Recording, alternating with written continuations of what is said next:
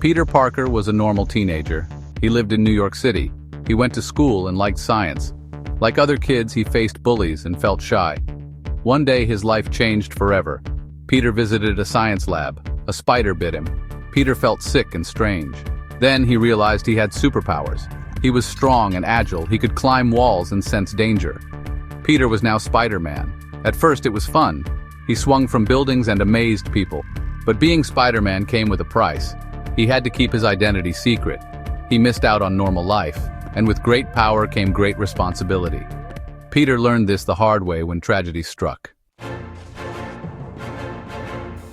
A monstrous villain, the Lizard, terrorized New York City. The Lizard was once Dr. Curt Connors, a scientist who experimented on himself. The experiment went wrong. Now he was a huge reptile wreaking havoc. Buildings crumbled, people screamed, the city lived in fear. Spider-Man knew he had to act fast. This was his responsibility. Fighting the Lizard was dangerous. He was bigger and stronger than Spider-Man. His claws were razor sharp. The Lizard smashed through concrete and roared with fury. Spider-Man used his agility and webs to dodge the attacks. He had to outsmart the Lizard to defeat him. Spider-Man lured the Lizard into the sewer system. It was a dangerous plan. The sewers were dark, wet, and confusing. The Lizard felt at home in the darkness. But Spider-Man had a plan. He used his webs to set a trap. The Lizard, blinded by rage, charged right into it. He was trapped. But the battle wasn't over. The Lizard pleaded for help. He was still Dr. Connors inside. He missed his family. Spider-Man saw his own struggles and the Lizard's pain. He realized that even villains have a story. He didn't have to defeat the Lizard. He had to help him.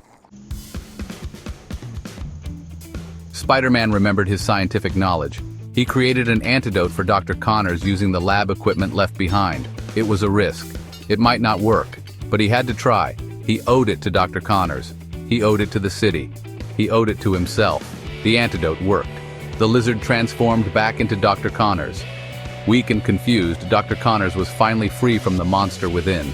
Spider-Man had saved him, and the city. He realized that being a hero wasn't just about strength. It was about compassion, responsibility, and using his powers for good, even when it was hard.